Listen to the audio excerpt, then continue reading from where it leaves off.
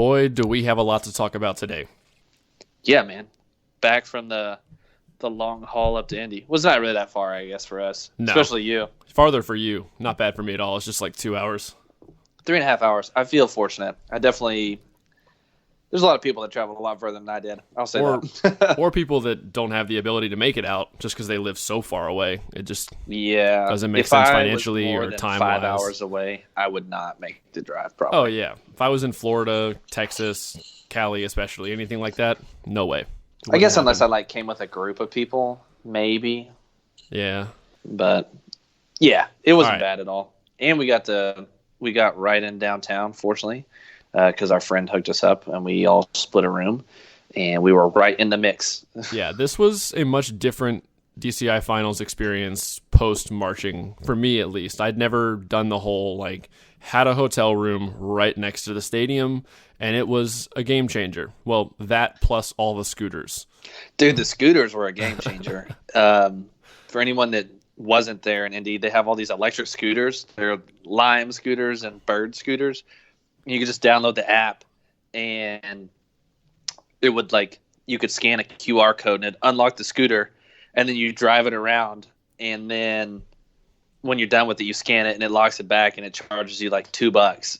It was nothing. The convenience was totally worth it. So that was a ton of fun and made things way better. But like I said, we have a ton to talk about. But before we get on into all of that, welcome everyone to the Aged Out Podcast. I'm one of your hosts, Mike Fantini, and with me as always is Evan Worrell. And make sure you hit that subscribe button on YouTube, subscribe for Spotify and iTunes or Podbean, whichever of those podcast services you prefer, or if you prefer YouTube, just do that. Keep doing that. Also, like the video if you want. That helps us out too. Been learning a little more about all the analytics stuff, so we appreciate all the support always. So let's dive in. Well, also too, as we dive in, I was going to say we did meet a few people while we were there. Just came up and said hi to us. So I appreciate you guys giving us a shout out and just touching base. It's always good to, I'm sure, for them put a face with a name, and then for us just to meet some people who graciously support us by listening to us babble on sometimes. Yeah, right. It that whole experience made it kind of real for me. The fact that it's real not people, a number. Yeah, real people do listen to what we do. So we love all we of see you. the downloads and stuff, but it's just like a number on a screen. Exactly. So now that that's out of the way, what do you want to talk about first? Do you want to talk about Thursday and that whole situation with the rain and? Yeah, we got up Thursday in time to watch, I guess, most of the semifinalist groups that were, even though it was prelims day, the groups that were kind of the 20 and above. Uh-huh. But then the rain opened up, was not cooperating with the old diddle band and marching band folks out there. And so they moved a lot of the warm-ups inside into the convention center, which was kind of a bust. There was that musty carpet everywhere. Ugh. Yeah, all the carpet was wet, too, in all those rooms. I don't get it. Strange. It's damp and moist. Ugh. But it was terrible to listen. It was terrible to listen to people in there. Everyone sounded the same, unless they were really bad, and no one we saw inside was really bad. So everybody sounded the same. You lose all balance and nuance and everything when you're inside like that. So although we did, I guess for the top four, they made the decision we're gonna let them warm up outside. And Crown was already by the convention center, so we're just gonna warm up outside the convention center. And we did catch their prelims warm up, which was really good, but we'll get into that later, I guess, a little bit more. Crown was a whole lot better than I thought they were going into this weekend. That's all I'll say about that right now. I'll leave it at that. To be continued. Correct. So, do you want to just dive in and start with the placements and talk about our opinions of what we saw from those groups and just see what happens from there? Yeah, dude. Let's rock it. All right. Who are we going to do first? Let's start with, I guess, the first group that we saw. Well, the first group, I guess, that we saw would have been Legends, right? Yeah. The open class champion. Yeah. Won drums. They were silver medalists and won the percussion title, which was cool. I know a couple kids that are in the snare line. It was cool to see them and check that out. Drumming well. Playing some cool stuff. obviously, I think they do like a little bit shorter tour, I want to say. I think so. I think depending on the open group, the length of their tour and spring training differs. I think there's a couple that do almost a full tour. Somebody feel free to correct me in the comments about that. I'm not really positive, but yeah, but it was cool to see those cats, and just to see. I think it's safe to say that a lot of the people were probably new or lesser experienced drum corps members, getting their first kind of like finals lot and getting into finals week. So I think that statement alone says maybe some things that we heard, but like a lot of good things we also heard. Playing well. So. They were definitely solid. I was not disappointed or bored watching them at all. I mean, there was the expected inconsistencies, and obviously they're not going to be as polished or, I guess, have the presence behind the drum that you would expect from Crown or these top 12 groups or even any world-class group. I think, and that's just an age thing. You could tell a lot of them were younger, potentially high school or just out of high school, maybe their first year of marching. But that wasn't that's not to their detriment. It wasn't a negative for me. I didn't march until I was like a sophomore in college. So. Me neither. I didn't either. I think it was my sophomore year. Yeah, I think that's right. It was the summer after my freshman year. So yeah, I was a little older. Mine was the summer after. Summer after my sophomore year of college. So yeah. So from Legends, I think they were the only open class group we checked out, right? Yes, correct. Okay. Then we got back to the lot on Friday, and the next group we checked out was... Well, actually, we left after we watched Legends, and we took the scooters, and we got food or something, or we went back to the hotel, and then we took the scooters back to the lot. Yeah, total game, like we said, game changer. We, instead of taking like a mile and a half to walk 15 minutes, 20 minutes, we got on the scooters and we're back to the hotel in like 2 or 3 minutes. It's probably less than that. Maybe less. They go like... It doesn't sound like a lot, but would you say you clocked in at like 17 miles an hour on that? I got one. I had a straightaway and got mine up to 17 miles an hour once, and that doesn't sound like a lot. But it's fast. Pretty brisk on those scooters. On a little scooter, I was like, "Whoa! If I hit a rock, I'm in the hospital." Like, and that was on the green one, right? I think the other ones were faster. No, it was a bird. It was after we switched to the bird scooters. All right, got you. But yeah, so enough about those. Let's get back to drums. All right, yeah. Well, then we got back to lot and watched the Scouts. Yeah, Scouts was who we saw first, and they were a lot better than I was expecting. I didn't think they were bad, and I thought they played well. The book was really dense. It was very dense. I had a lot of, I guess, preconceived notions leading up to it because I was like, oh, they're in 17th place. But then, like, after watching them drum, my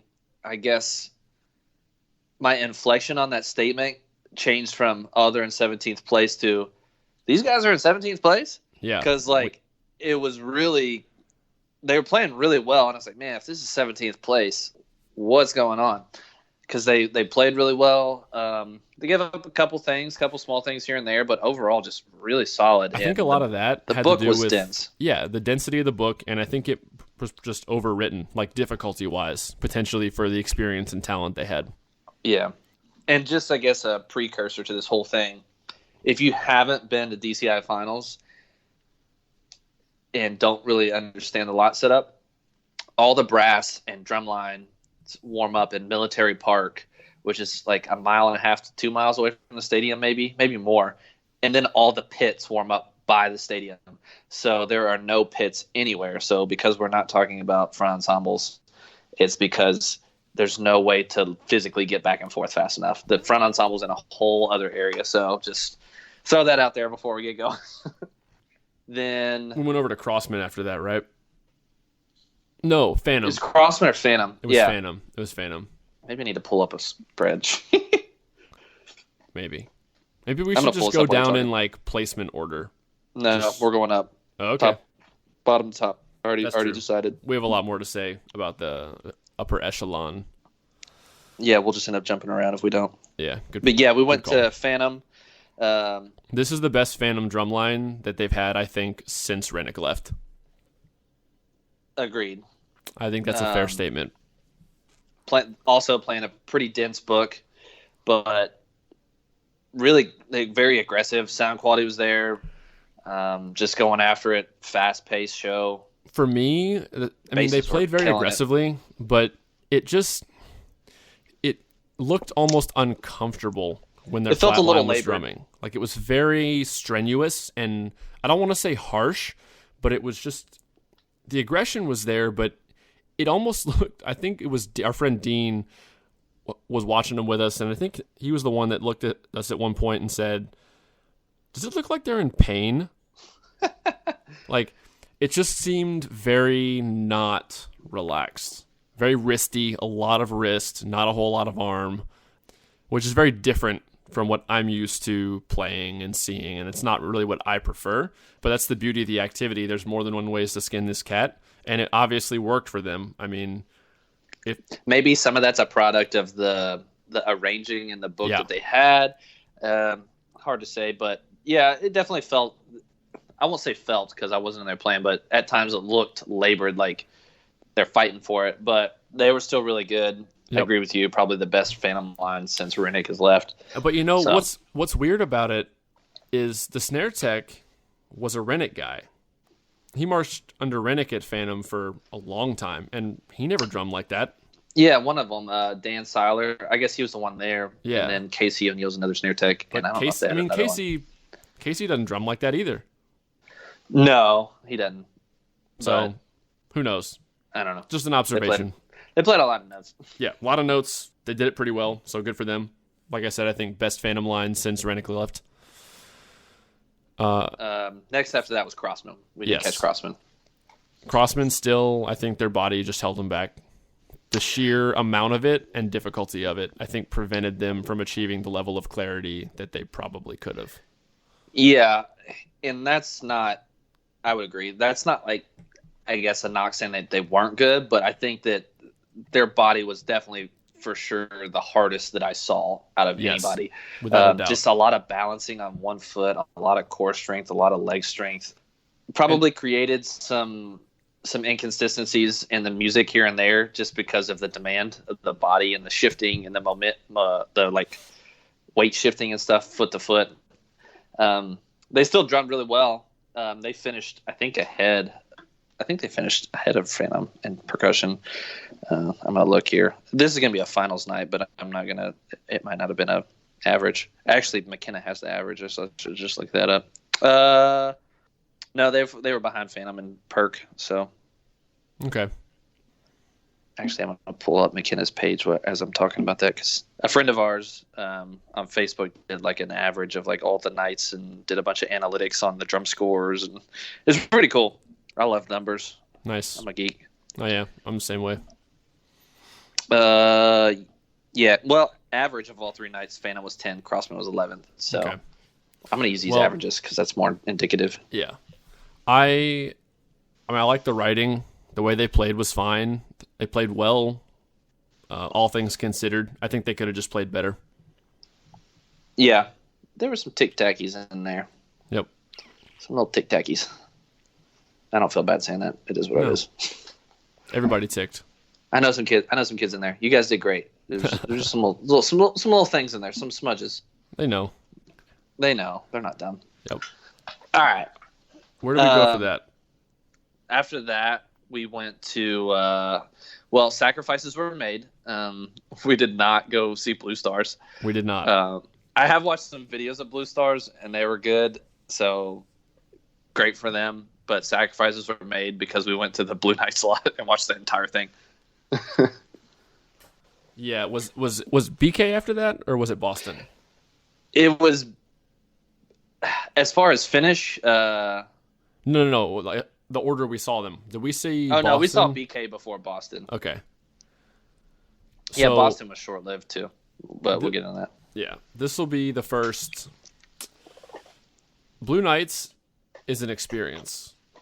We watched the entire warm-up, beginning to end. Like, normally I'm not a like 8 on a hand kind of guy. No. I'm like, all right, we'll come back to this. But we saw a little bit of it Thursday night when they were inside, and we were like, all right, we got to catch this whole thing. Yeah.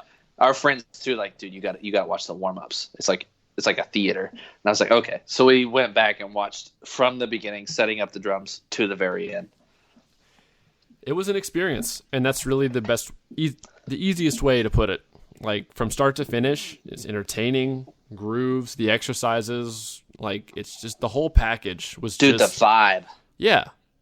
It's just the vibe, man. It was the fact that like, and this is a Mike Jackson thing, the lot to him is not a rehearsal. And he did this kind of thing when I marched under him at Bluecoats. We didn't do multiple reps of show chunks. We didn't do chop out stuff. Like we didn't do anything crazy. We had a set number of times we played each exercise at certain tempos. We did that the same way every lot all summer. From there, we did each chart of the show once. One time, packed up and left and went and performed. And so it just trimmed all the fat out of the... You just don't want to beat a dead horse. You just don't want to give anyone the chance to overthink it as a performer, I think, is the best part about it to me. Because I'm someone that's prone to overthinking. So that was really good for me to just like, all right, you did it once, boom, go in there and perform. Yeah, man. And it was just so, I don't know, emotional musically, like the dynamic contrast, just taking things down to nothing. And then like the musical trade-offs of time. One section like crescendoing an eighth note roll, and then as they decrescendo, an opposite section picking it up on the way up. It's so well crafted. I mean, they ticked. Don't get me wrong. I mean, they actually had some ticked stuff in there. Not a small amount, but I didn't care. Like it was such an experience. Like I didn't care. I didn't care either, and there's so much space. There's a lot of opportunity for error. So much room for error. Yes. Yeah, exactly. Yes. Yeah, exactly.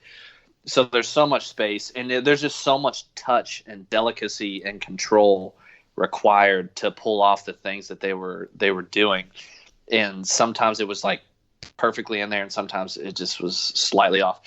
But I think that that's kind of his MO too. He's just like, yeah, we're just gonna like figure it out, or we're gonna die trying. Almost. Yeah. And I think that could be translated into his indoor stuff too. There's things that I see like Broken City trying early season. I'm like, man, I don't know if they're going to figure that out. Sometimes they do, and they win a championship, and sometimes they don't. It's just kind of so close, you know? Yeah. And so, with how good everyone is getting now, I think you almost have to do that to win. Like, you've got to take some chances, and just the only way you're going to separate yourself from the pack is by figuring it out eventually. And if not, you're probably not going to finish much worse than you would have otherwise if you hadn't gone for that very difficult or demanding thing. So, all right. Did we go to Boston after that? We did go to Boston. Well, or was it Cadets? No, I think it was Boston. Wait, no, I think it was Cadets because order of finish. It was definitely. It doesn't matter. It was definitely Cadets before Boston because Cadets finished 9th overall. Yeah, it does, overall though it doesn't matter. So Cadets, dude, Cadets were really good too. Dude, I mean, we're just gonna say that over and over again. Be a theme. Nothing's gonna be. I'll kind of recap that thought later too, but yeah, Cadets were really good. I feel like we should just by default. I still don't like those suede black necks. I feel like that hampered their sound quality almost. I think so. I mean, those dudes were hitting the drums, but like Cavaliers stopped using them halfway through the summer, didn't they? Cavaliers stopped using them. Vanguard definitely didn't use them. No. I'm trying to think of the other Remo groups. Crown was on the White Max. I don't know what Blue Stars use. I think they're Remo, but I do not think that they use the suedes. They were Remo when I was there. We skipped over Mandarins, but we did. We didn't really watch them a whole lot. We watched them on Thursday. I like the way they drum. I think it's very relaxed, but I love the way I saw them outside, and they also tick a little bit, but yeah, it's all right. Sorry, Mandarins. We skipped over you guys. Cool show. I don't know what it was about Subterra, but it's all right. I'm all over the place, man. Who cares? We got a lot to say. My brain's all over the place. Dude, yeah, I was teaching band before I came to do this too. But I think your experience was a little different tonight than mine. Moving on. Moving back into what we were talking about. Cadets still think it's best tenor line of the summer. Yes, hands down, they take the cake. Vanguard would be a close second, but man, the Cadet squad line, there's 5 of those guys, and they just freaking threw down. Jamming. Yep. I also got to listen to their tape from finals night, which is on YouTube, so it's available for everybody. It's a really good tape, and we can talk about the tapes in more depth in a little bit. Yeah, let's get to that after we talk about the groups. Yeah, we'll recap that. So there's not much else to say about the Cadets. You know, they were great. I mean, they played some ferocious tap fives. Oh man, like 200 tempo tap fives, whatever that. Kick me in the face. Oh, just right in the gut. So that was awesome. I always appreciate those, but yeah, there's not much else to say about them. I mean, it's something about the simple things, like a super clean flam drag or a tap five. You're just like, warms my soul. Yep, exactly. All right, so now let's go to Boston.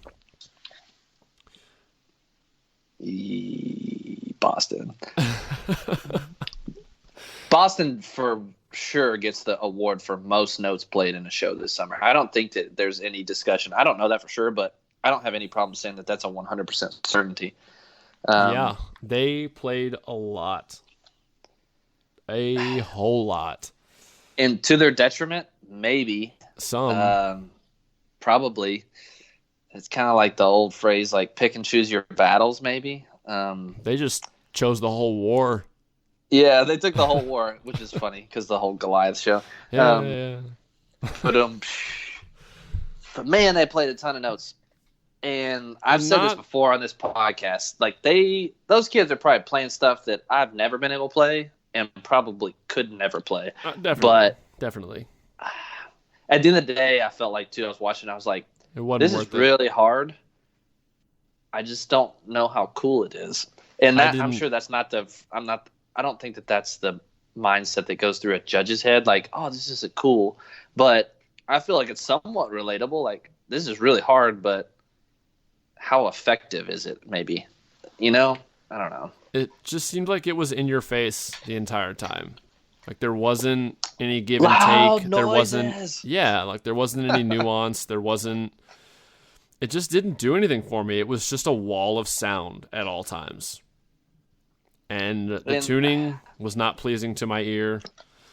I took a picture of those bottom heads. I was like, bruh. There's a lot of dampening going on there. They had like a full pillow on there. Yeah. I was like, well, that explains a lot. Big old pad.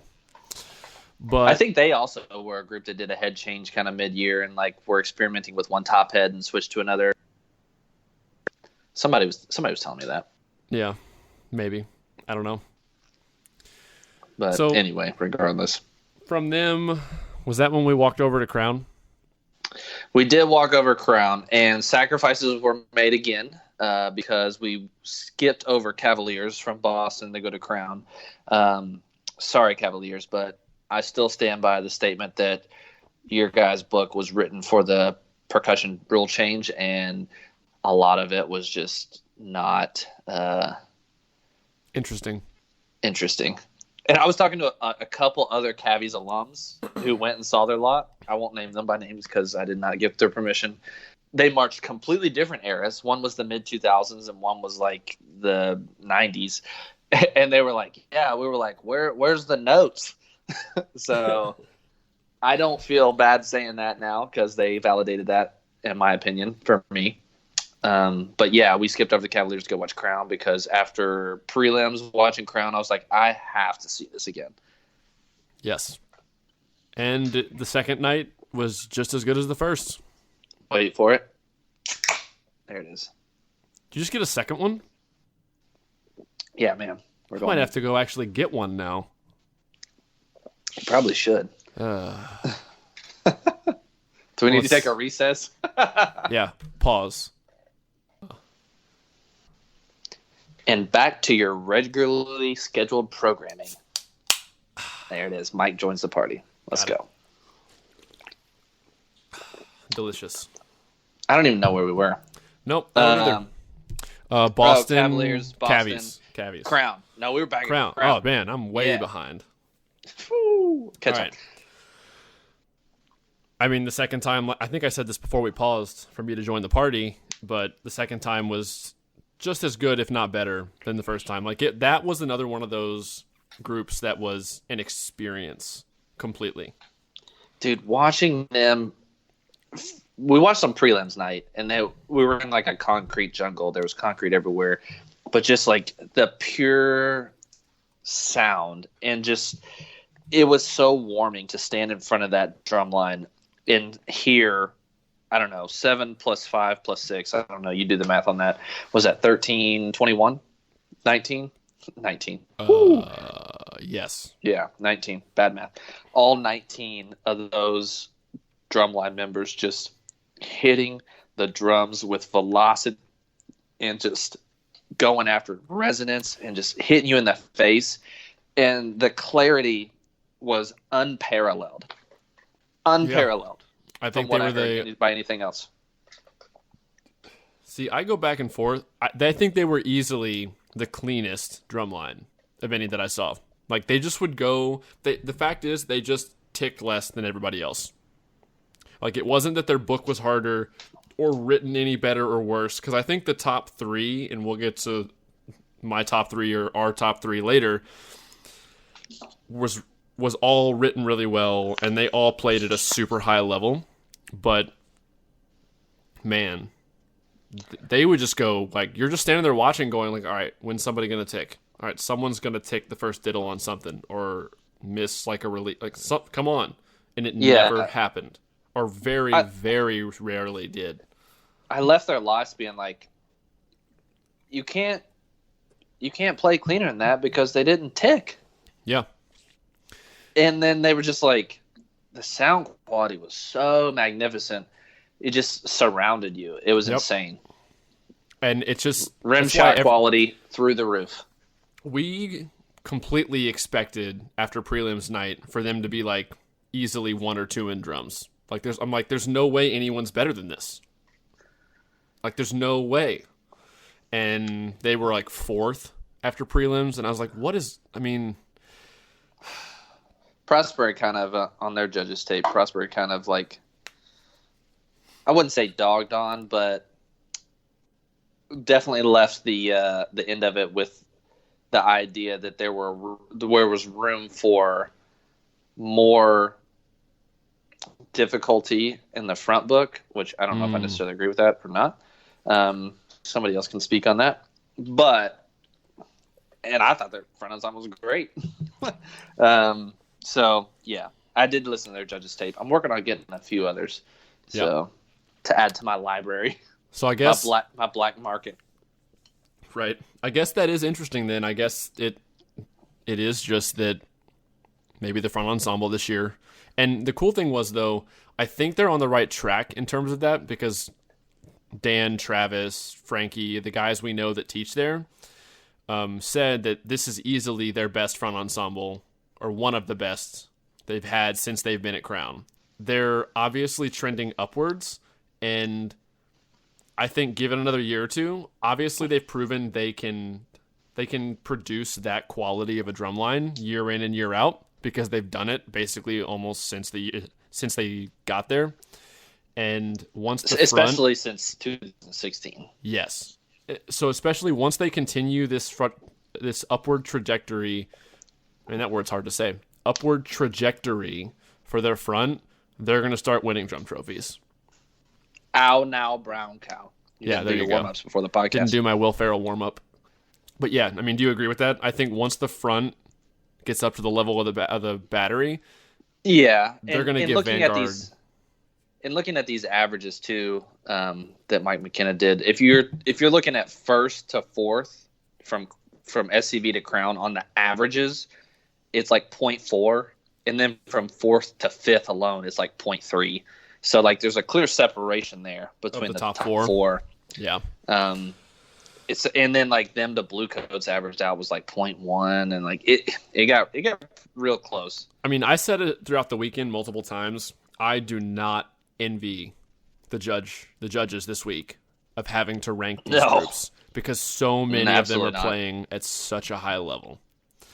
So yeah, we can talk more about that a little bit too, but that was definitely definitely a lot harder of a call than some other years. Usually sure. it's pretty obvious. Maybe it's between one or two groups, but there were like four that it's like, wow, any of these groups any other year could easily win a drum trophy. So after that, we caught Vanguard, right? After that, it would have been Vanguard. Yeah, it was Vanguard. They were third. Finished.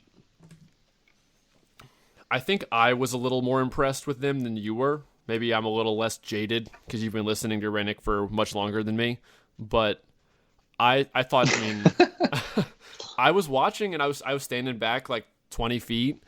I know I made the comment after last year about how it's like more of a pocket of sound when you step away from them. I didn't get the sense of that. It was more close to a wall of sound this year.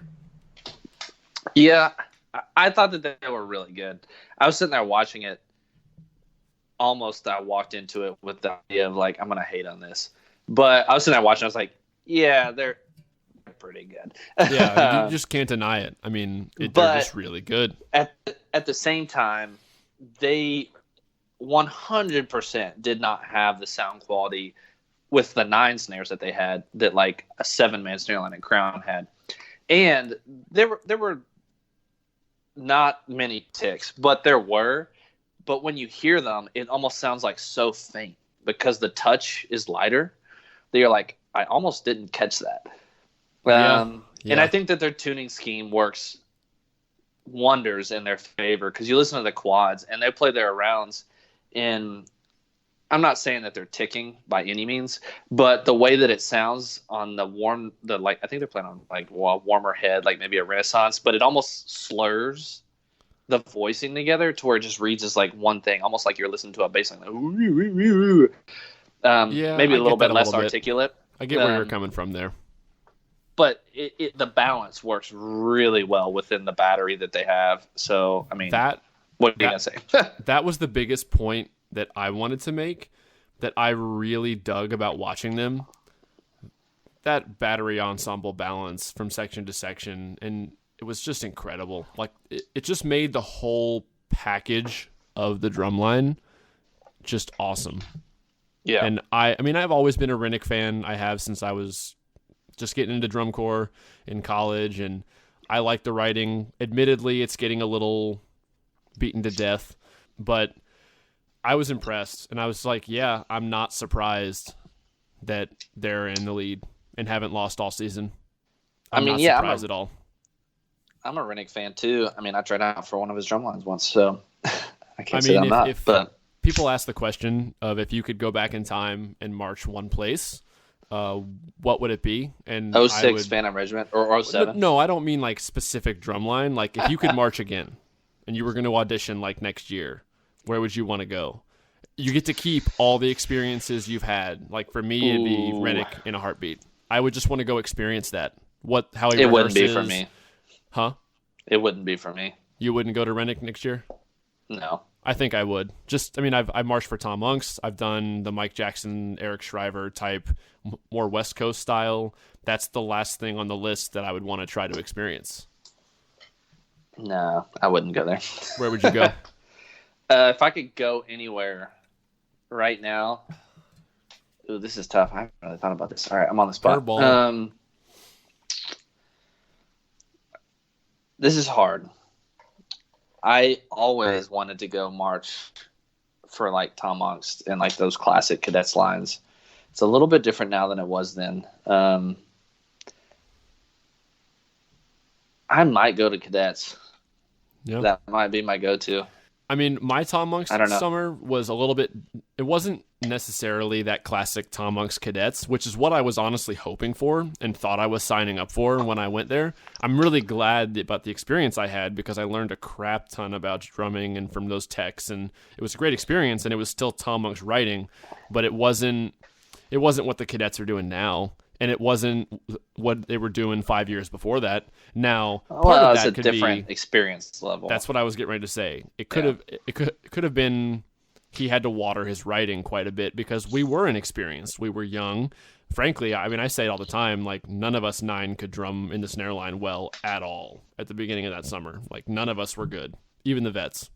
And I don't feel bad saying that. Like, comparatively to what I've seen, like, the top level is now, like, none of us were good. So, I don't want to go down that rabbit hole anymore. So, Vanguard, next, great. I think after Vanguard, we actually went and watched BD. We did. Bluecoats were last. Because on semis night, Bluecoats were last. Bluecoats had won quarters, so they were the last ones to leave the lot. So we went to Bluecoats last. So BD, I had to walk away. You what? What'd you say? I had to walk away, from the lot, because I was extremely frustrated that was beating Crown and Bluecoats on a regular basis. They ticked. A lot. They ticked. Like, the same things over and over. They play the same chunk like 3 times in a row. I'm like, you're still ticking this entrance, bro. And they would, there was this one phrase that is like this 2x2 paradiddle diddle add-in, and like every add-in was bad, and nobody ever adjusted. Like, they just stayed out. They played like some of their features, and they had to cut it like twice in a row. I was like, what's happening right now? It's like I walked away because I was getting frustrated at how not good it was compared to the other groups they were beating. Blue Devils are one group, and one group only, that I would maybe vie that they played better on the move. But a lot of that stuff just wasn't good. No. If it's that bad standing still, there's no way it's good on the move. I'm like, I don't care. Like, your hands just aren't moving. They're not moving together. I have to follow this up with, I think it was a matter of they were just inconsistent this year because their book was really hard. Like, some of the things they were doing were extremely difficult. And so I give them... I attribute a lot of what we heard to just a bad lot, because I've seen videos of their finals lot of those same chunks, and they were way better. Like, way night and day better. Yeah, and BD is always a group that, and we've had people on here that say they design the show to where it's geared toward, if you nail it finals night, you're going to have a chance to win a championship. Like, that's basically what they do. I think that's exactly what happened this year. They wrote something really hard, going back to that concept of everyone's getting so good that we just have to do something so ballsy that... Hope we nail it. Yeah, and hope finals night or finals week things click, and it just gets us there. Because otherwise, we are not going to win just doing run-of-the-mill stuff. And I respect them for that, because I think that's the way the game has to be played now, because the quality of everyone is going up so much. I mean, you already alluded to this at one point, but any of these top 4 that we're basically talking about, Bluecoats, BD, Crown, and SCV, any of these 4 percussion ensembles on any other given year probably would have won. Yeah. I think I say that with extreme certainty. So, I mean, Cutthroat. It's cutthroat out there. All 4 of those ensembles were probably better than SCV last year. I think so. Or the year before that. I think so, yeah. Just wild. Which brings us to the last lot that we've had, which were the Bluecoats. I stand by my statement that this is the best Bluecoats drumline they've had since 2015, and somebody else, I forget who said it to me while we were standing there watching, that I think it might have been Ronnie. I think Ronnie told me this. He said that this is the best Bluecoats drumline since 2012. Now, that's... maybe. I mean, 2015 was really good. They definitely played a lot more notes than 2015. Yeah. 15 wasn't tilt. 14 was tilt. 15 was kinetic noise. Kinetic noise. Yeah. I mean, I don't know. I haven't seen enough of 15 to know. I just know 15 was a really good drumline, so that's why I used that year. But Ronnie, who's more up on the history, I guess, of everything of that, he thinks it's the best line since 2012. And that might be true. They were very good. I was very impressed. The tuning was better than it has been in past years to my taste. They played phenomenal. The book was really well written. Yeah. maybe the best bass line of the summer. Yes, Likely. they're freaking good. So, dude, drumline this year, and we were actually standing there in the lot talking with Tom Rarick some, and we were both just like, dude, what a year for drumlines and percussion ensembles. And he was like, dude, it's insane. He was like, yeah. It's incredible. And as someone that's, the Bluecoats are, and like Crown, are still trying to chase that first drum trophy, because neither of those corps have ever won one. They're both probably just like, oh, we had our peak year now. Yeah. Like that's kind of what happened in 2012 to us. Like there were like 4 or 5 really, like the Cadets were really good, we were really good, Vanguard was really good, BD was really good. So it was one of those years, like if 2012 had happened for the Bluecoats. Who won in 2012? BD beat us. Oh, okay. Same. Yeah.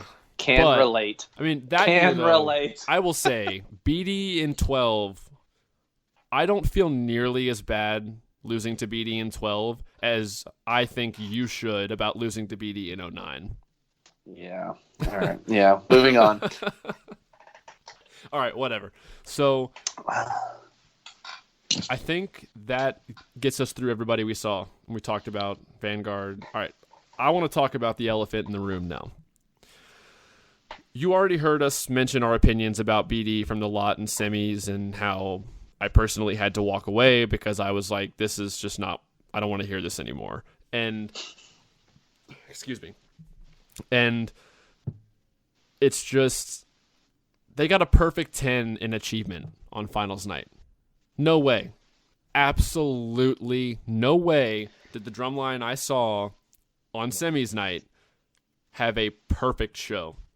But I'll amend that with, you only have to have a perfect show from the drumline when you're exposed and you're near the front sideline. Yeah, man. I'm still trying to get my hands on the tape to hear it. I want to hear this perfect 10. Some people are like, oh, it's about the spread, not about the perfect 10. And for me personally, I'm like, well, it's a little bit about the perfect 10. Yeah. There's a lot of decimal places you can use. I mean, people use them all week. 9.85, 9.35. I mean, they don't usually go like anything weird other than a 5. It's usually like a 9, a whole number, and then like a 5, like 9.75, 9.25. But they use them.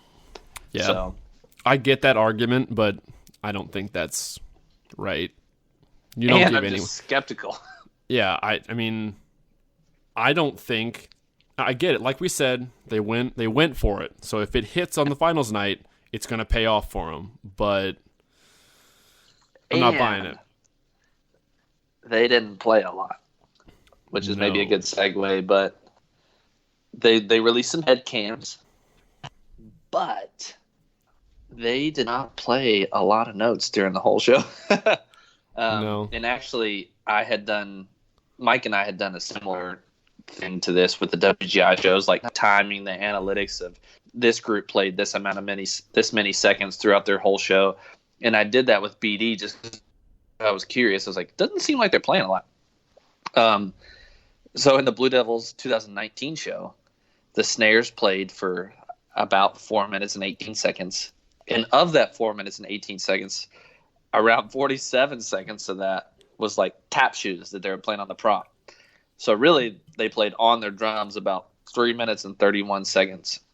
All right, so 3 minutes 31, just to kind of put that in perspective, because I was like, okay, 3 minutes and 31 seconds. I don't really know how that relates to anything. Let me go back to shows that I was in and see how that compares. BD 2019 snares, 3 minutes 31 seconds. Crown 2009 snares, 6 minutes 23 seconds. Cadets 2003 snares, 7 minutes 8 seconds. Jeez. I actually had some dead time at work today, and I went ahead and just did the closer. We had 6 movements at Bluecoats in 2012, and just timed the snare music in the closer. 1 minute and 35 seconds. So I'm almost like half of what BD did in an entire show in 1/6 of my show. So I think that is a good thing for maybe us to look into and start to time the sections from this summer and really break down maybe how it's factoring in with this rule change are people who are doing better playing less just in their exposed moments for the judges that they're in front of when they're upfield, or is there some correlation between how much you're playing or how little you're playing and how well you're doing? Because I know some of those groups that placed lower down in ordinals were playing a lot more, like Boston, Scouts, Phantom. Like, they played a lot more notes than I'm sure what BD did. I mean, BD's been doing that for years, man. BD has been playing. Now, they march super well. They play really well, or they wouldn't have won all the rings they've won. But they have been perfectly designing to play the game forever. The masters of design. Speaking of rings, they have 19 titles now. Oh, God. Tom Brady doesn't have a damn thing on them. Since 2007, they have never placed lower than second. Are you serious? Since 2007. Jeez. And they've won 8 of those years. Oh, so in 13 years, they have 8 wins and never placed lower than second. That's insane. That is insane. That just shows you, like, there's enough kids that are talented for other groups to be able to compete with their talent level nowadays. They just design so intelligently every year after year. Speaking of other great runs, since 2006, 14 years, Rennick has won 8 titles, 8 drum trophies. That is more than a 50% win rate, everybody. Yeah, you go march for Rennick, and if you march 2 years, you're probably going to win it. Fred Sanford. The longest drought they had was 3 years, 11, 12, 13. Yeah, because 11 was BD. Cavaliers. 11 was Cavies, 12 was BD, 13 was Cadets. Yeah. Yep. Insane, man. They just do it better than everybody else. They got it figured out. Yep. You love to hate them, too. Completely. Oh, it's like the Yankees, man. People hated the Yankees. They just won all the time. Like, we hate the Yankees. It's like, well, my friend Dean used to say that to me all the time. People hate the Yankees. I'm like, yeah, we do. What about it? What of it? Come at me, bro. Oh, God. Phew. I don't think people dislike the Blue Devils because they dislike them because they're good. I think they dislike them because they know they're playing the game. Like, when you watch a BD show, you just know. I think a part of it is, too, that people get aggravated with when credit is given to Group A versus not given to Group B. Like, if you did the same thing, would some other group get the same amount of credit? Yeah, I will agree with that. BD There's does. some I feel like politics in that. BD gets the benefit of the doubt from time to time about whether something was actually dirty or whatever you want to say. Like, if BD did, like, if somebody came out in 2020 and was like, all right, I see you, DCI. We're going to do the exact same show verbatim that BD did in 2019, so you better give us the same level of credit that you gave them in the content box. Even if we don't pull it off quite as well, you better give us the same level of credit. Like, would that happen? Probably not. Absolutely not. So in there lies some controversy. Yeah. Moving on. That's why the tape should all be transparent. I know. My conspiracy rant. They used to put the drum tapes on the DVDs. Like, you buy the DVD, it comes with the drum tape. Now I gotta, like, take a black market and try to, like, scour the internet and be like, hey man, hook me up with these drum DVDs or these drum tapes so I can listen to it. Although the drum tapes, gosh, listening to both Crown and Cadets drum tape, I don't think I've ever heard so many timpani comments in my life. I absolutely love timpani. It warms my soul. Shout out to all the timpani players in DCI. Keep grinding. But that is a solo instrument that you have to be accurate at. You have to hit the right pitches. You have to hit the right notes. You have to play musically, dynamically, all that stuff. But it's just not the same as getting out there and critiquing the consistency of a 7, 8, 9-man snare line, 5-man quad line, all playing together while running around. It's not the same. Nope. You cannot properly. I mean, I said it before the season started, and I'll say it again now that the season's over. You cannot properly evaluate a DCI battery from the front sideline. Just can't do it. There were times where like prospectors like, oh, in the Cadets tape, it's like great double stop. So I'm like, bro, you're like at least 20 yards away. Like, what are you talking about? You have no idea what they're doing. It's probably good, but you don't know. Yeah, you lose a lot of the evaluation capabilities with the new judging format. And my argument, or my, I guess, displeasure with it is not stemmed out of we have to take away from the pit. Like, give the pit, give them their own judge for the whole show. Great. Put somebody out there that just stands in front of the pit the whole time and gives them feedback and critiques them. Like, why can't we have both? I don't know. It's a visual community, man. They're ruining it. They don't want these judges ruining their visual product. Dude, again, I'll say the same thing that I said preseason. Never once has my enjoyment of a DCI show, visually, musically, GE, whatever, been affected in any way, shape, or form by having a few green shirts running around evaluating them on the field. Never. Yeah, and really, like, what is taking them off the field about? Like, people will, maybe till they're blue in the face, argue the safety hazard. Don't buy that at all. But are you more worried about, like, how it's perceived from a designer standpoint of you in the stands or a spectator in the stands, or the experience that the kids get? For me, those drum tapes are a treasured experience that I will have for the rest of my life. Yeah. And I value those. I'm like, dude, I can go listen to those drum tapes and close my eyes and go back in time and remember things of like how they exactly happened 10 years ago on the field. And I love that. Yeah. Not a fan. That's absolutely. My rant. That's a little rant. Yeah. Absolutely not a fan from either one of us of this judging change. I think you're gonna see even more people design with that in mind from a writing standpoint. From a rehearsal standpoint, what they focus on.